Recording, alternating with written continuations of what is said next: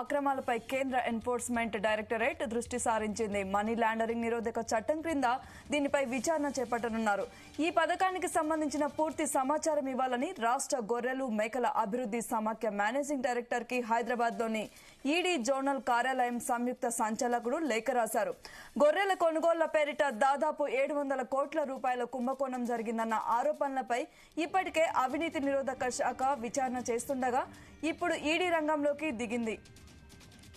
భారీగా డబ్బు చేతులు మారినట్లు అభియోగాలు వెల్లువెత్తడం, ఇతర రాష్ట్రాల్లోనూ లింకులుండడంతో ఇందులో మనీ లాండరింగ్ కోణంపై ఈడీ దర్యాప్తు చేయనుంది.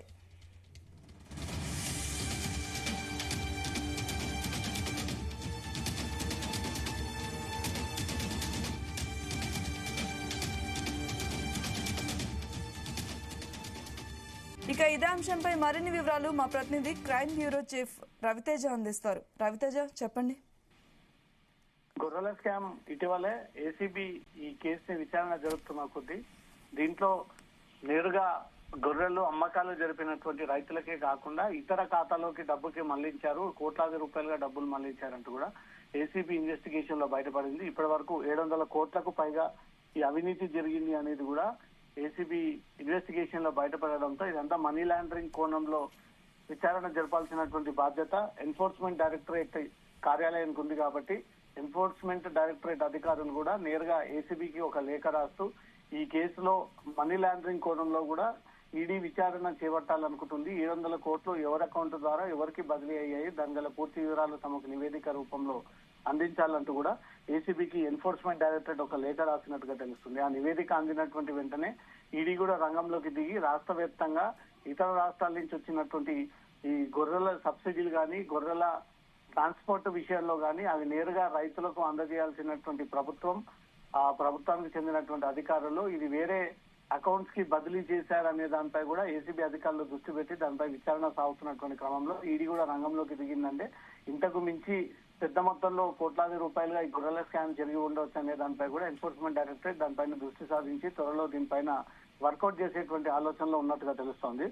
ఇప్పటి వరకు జరిగినటువంటి ఈ స్కామ్ 700 కోట్లకు ఎక్కువనే జరిగింది ఈ స్కామ్ అంటూ కూడా ఏసీబీ గుర్తించడం జరిగింది. గొర్రెల పంపిణీ పథకంలో పెద్ద మొత్తంలో డబ్బులు చేతులు మారినట్లు కూడా ఏసీబీ ఆధారాలు కూడా గుర్తించడం జరిగింది. PMLA act, prevention of money laundering act కింద గొర్రెల స్కామ్ పై ఎన్ఫోర్స్మెంట్ డైరెక్టరేట్ కూడా రంగంలోకి దిగి ఈ కేసుని విచారణ జరిపేటువంటి ఆలోచనలో అధికారులు ఉన్నట్టుగా తెలుస్తోంది. గొర్రెల స్కీమ్ కి సంబంధించి పూర్తి వివరాలు తమకు అందజేయాలంటూ కూడా పశు సంవర్ధక శాఖ అధికారులకు ఇప్పటికే ఒక లేఖను కూడా అందజేయడం జరిగింది. ఎన్ఫోర్స్మెంట్ డైరెక్టరేట్ అధికారులు రాష్ట్ర వ్యాప్తంగా గొర్రెల పంపిణీ పథకంలో ఈ స్కామ్ జరిగింది అనే దానిపై కూడా ఆ విషయం తమ దృష్టికి వచ్చినటువంటి వెంటనే నివేదిక రూపంలో ఇది అందజేయాలంటూ కూడా లేఖ రాసినట్టుగా తెలుస్తోంది.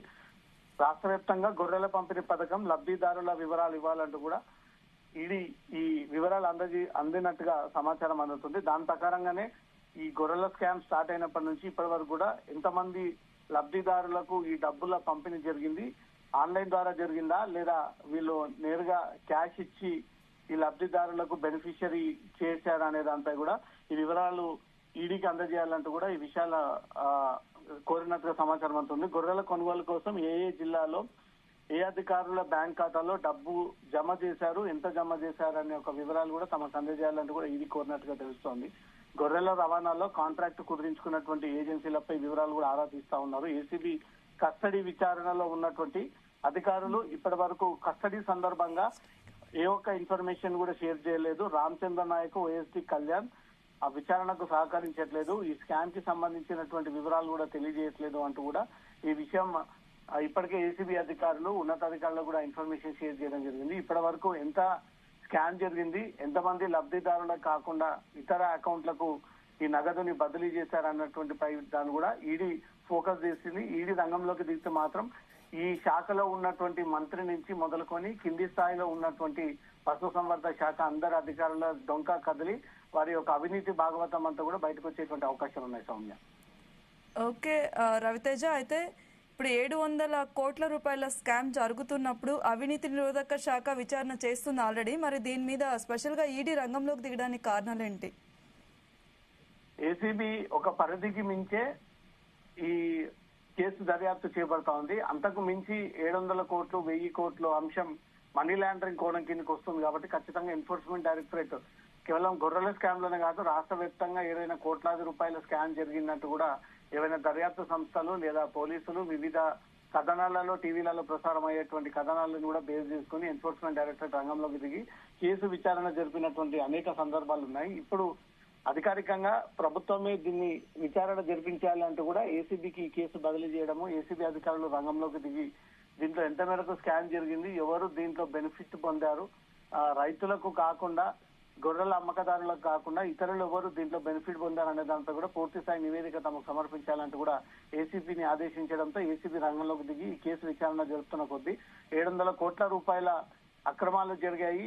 ఈ డబ్బులన్నీ కూడా సొంతానికి ఉపయోగించుకున్నారు. ఇవన్నీ రైతులకు గొర్రెల అమ్మకాలు జరిపినటువంటి లబ్ధిదారులకు వెళ్లాల్సినటువంటి డబ్బులన్నీ కూడా వీరే కాజేశారనే ఒక ఆరోపణల పైన ఏసీబీ విచారణ జరుపుతున్నటువంటి క్రమంలో ఎన్ఫోర్స్మెంట్ డైరెక్టరేట్ కూడా రంగంలోకి దిగి దీంట్లో మనీ లాండరింగ్ జరిగి ఉండవచ్చు. 700 కోట్లు అంటే ఏ రకంగా ఈ నగదు బదిలీ జరిగింది, ఆన్లైన్ ద్వారా జరిగిందా, క్యాష్ ద్వారా ఈ ట్రాన్సాక్షన్స్ జరిగిందా అనే దానిపై కూడా ఈ అనుమానాలు నివృత్తి చేసుకోవాల్సినటువంటి బాధ్యత ఈడీపై ఉంది. కాబట్టి ఈడీ కూడా రంగంలోకి దిగి పశు సంవర్ధక శాఖ అధికారులు ఇచ్చేటువంటి నివేదిక, ఏసీబీ జరిపినటువంటి విచారణ బట్టి దీనిపైన ఇక ముందు ఈడీ కూడా రంగంలోకి దిగి పశు సంవర్ధక శాఖ మంత్రి గతంలో ఎవరున్నారు, ప్రధాన కార్యదర్శులు ఎవరెవరు ఉన్నారు, ఏ డిపార్ట్మెంట్ లో ఎవరెవరు దీని ప్రాతినిధ్యం వహించి నేరుగా అమ్మకాలు జరిపినటువంటి రైతుల ఖాతాలో కాకుండా ఇతర వ్యక్తుల ఖాతాలోకి ఎలా వెళ్ళాయనే దానిపై కూడా ఐడెంటిఫై చేసి దీంట్లో అధికారుల్ని సైతం మాజీ మంత్రిని సైతం దీంట్లో తప్పు చేసినట్టు ఈడీ తేలిస్తే మాత్రం ఖచ్చితంగా వీరందరినీ కూడా అరెస్ట్ చేసి జైలు పంపించేటువంటి ఆలోచనలో ఎన్ఫోర్స్మెంట్ డైరెక్టరేట్ అధికారులు ఉన్నట్టుగా తెలుస్తుంది సౌమ్య. అయితే ఈ మనీ లాండరింగ్ జరిగినట్లు అనుమానాలు వ్యక్తం చేస్తున్నారు కదా, మరి దీంట్లో ఏ ఏ రాష్ట్రాలతో లింకులు ఉన్నట్లు తెలుస్తోంది? ఏమైనా ఇన్ఫర్మేషన్ ఉందా దీని మీద?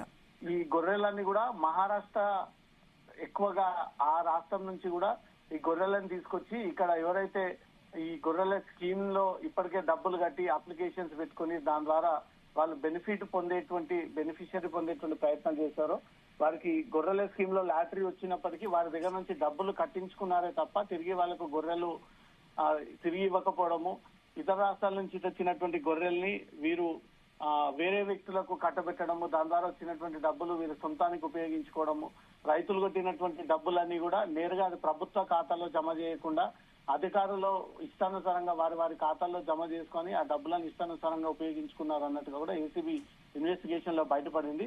ఈ గొర్రెలను అమ్మకాలు చేసినటువంటి లబ్ధిదారులకు కూడా ఈ డబ్బులు నేరుగా వారి ఖాతాలో కాకుండా వేరే వేరే వివిధ ఖాతాలోకి, అది ప్రభుత్వానికి చెందినటువంటి దగ్గర ప్రభుత్వ అధికారుల ఖాతాలోకి వెళ్ళాయన్నట్టుగా కూడా ఏసీబీ గుర్తించడం జరిగింది. ఎవరి ఆలోచన మేరకు, పథకాన్ని మేరకు ఈ గొర్రెల స్కామ్ కి పాల్పడితే ఇన్ని కోట్లాది రూపాయలుగా మనం డబ్బులు సంపాదించవచ్చు అంటూ కూడా నేరుగా మంత్రి కార్యాలయం నుంచి రావడంతో ఉద్యోగులు ఈ రకంగా వ్యవహరించారా, లేదా మంత్రికి సంబంధం లేకుండా ఉద్యోగులే ఈ రకంగా ప్లాన్ చేసుకొని మంత్రి నోటీసులో లేకుండా తమే డబ్బులు సంపాదించుకునే వాళ్ళతో ఈ రకంగా పథకం చేశారనే దానిపై కూడా ఏసీబీ విచారణ జరుపుతా ఉంది. 700 కోట్లకు పైగా స్కామ్ జరిగింది అనేది మాత్రం ఏసీబీ గుర్తించింది. ఇదంతా కూడా మనీ లాండరింగ్ కోణంలోకే వస్తుంది కాబట్టి ఎన్ఫోర్స్మెంట్ డైరెక్టరేట్ కూడా మనీ లాండరింగ్ కోణంలోని కేసుని విచారణ చేపట్టి పశు సంవర్ధక శాఖ కార్యాలయం నుంచి లబ్ధిదారులకు వెళ్లినటువంటి లిస్ట్, ఎంతమంది అప్లికేషన్స్ పెట్టుకున్నారన్నటువంటి లిస్టు, ఎన్ని గొర్రెలు ఇతర రాష్ట్రాల నుంచి తీసుకొచ్చి లబ్ధిదారులకు అమ్మకాలు జరిపారనే ఒక విషయంపై కూడా పూర్తి నివేదిక తమకు కావాలంటూ కూడా పశువర్ధక శాఖ అధికారుల నుంచి ఒక నివేదిక, ఏసీబీ జరిపినటువంటి ఈ కేసు ఇన్వెస్టిగేషన్ రెండుని స్వాధీనపరుచుకొని దాన్ని పరిశీలించిన తర్వాత ఈడీ కూడా రంగంలోకి దిగి ఈ ఎవరైతే పోలీసుల ఆధీనంలో ప్రస్తుతం కస్టడీలో ఉన్నటువంటి వ్యక్తులను కూడా విచారించేటువంటి అవకాశం ఉంది. Okay Raviteja, thank you.